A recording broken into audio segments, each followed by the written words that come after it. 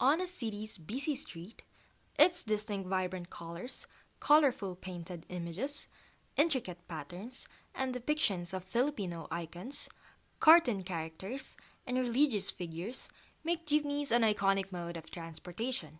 In Baguio City, the two main options for public transportations are via cab or via jeepney. The latter is more popular to the locals as it is highly accessible in the city center and is relatively cheaper, with prices ranging from 11 pesos to as high as 15 pesos, compared to the former, whose price could be as 10 times high as jeepney fares, depending on the distance of travel.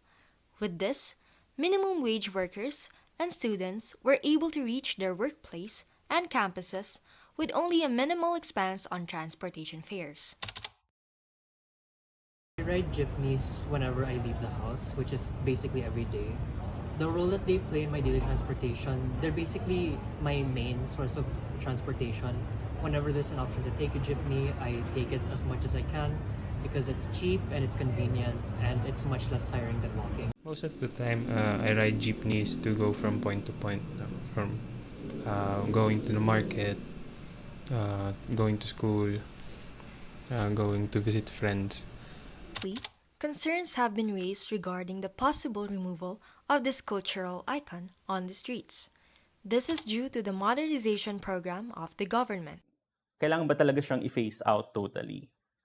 Oh, well, for that, yung reasoning naman ng DOTR, LTFRB is when you talk about environmental health, because of course, some of our older jeepneys, you can really see yung smoke nila, diba? It's very polluting.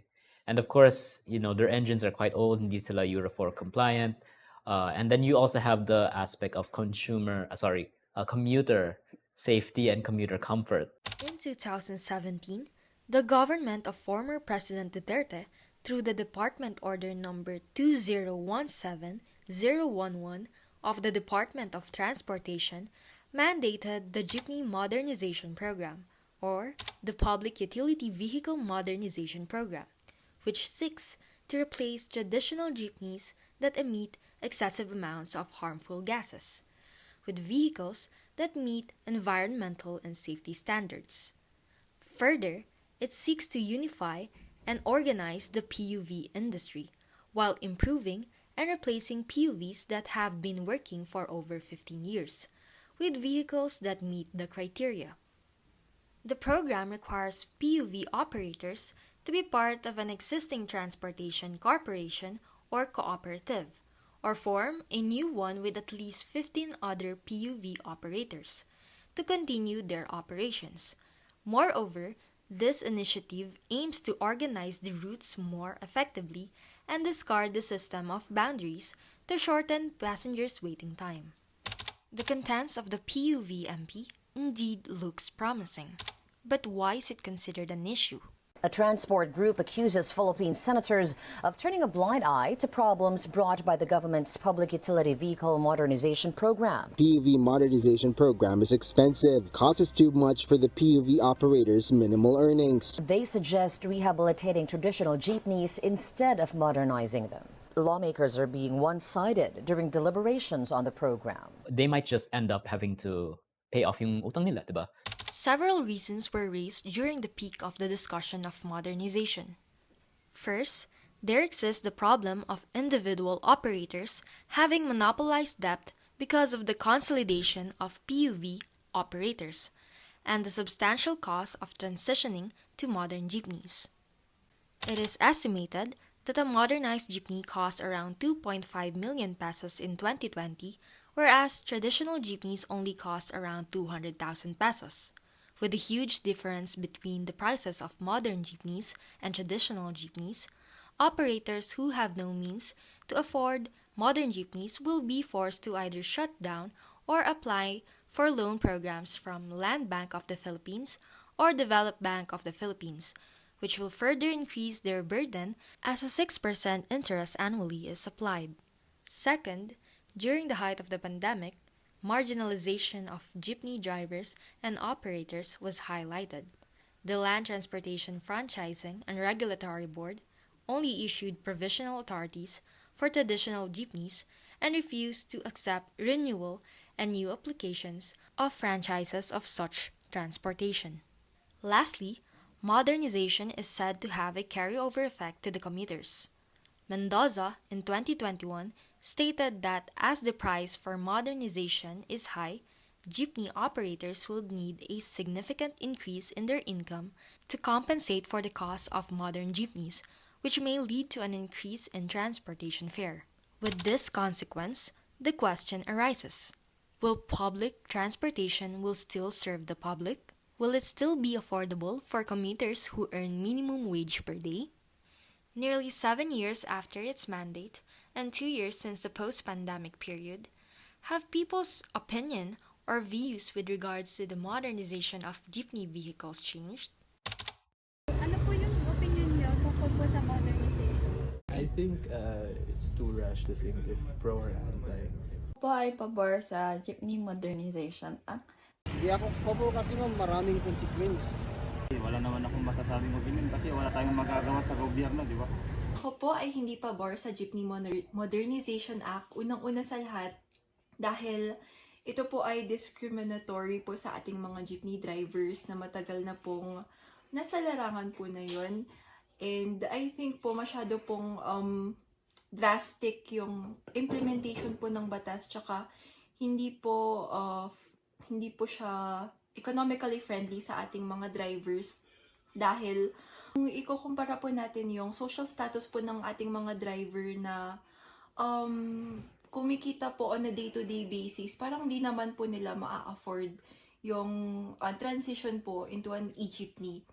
And second of all, itong batas po kasi na ito, naglalayon na malesen yung carbon footprints and emissions po ng mga sasakyan. And according po kasi sa research, 15% lang po yun kino-contribute ng jeepneys sa carbon emissions po sa land transportation. So ayun, I think may mas better policy pa po or way para malesen po yung carbon footprint. Di malamang para sa mga jeepney, kundi para sa lahat ng mga sasakyan, pati lalo na po yung mga private cars. So I think dapat rin po silang i-regulate. I am a bit concerned about their implementation because I've heard some things about how the government hasn't handled the implementation of the jeepneys very well, especially when it comes to providing for their drivers, which is likely the reason why there's so many strikes happening around this modernization program, and the fact that a lot of jeepneys here in Baguio haven't modernized yet. I'm worried that if it does become super mandatory and they stop allowing traditional jeepneys, that not a lot of jeepney drivers will be able to afford it, which is a concern for me because that would mean that less jeepneys are available to me which I can take.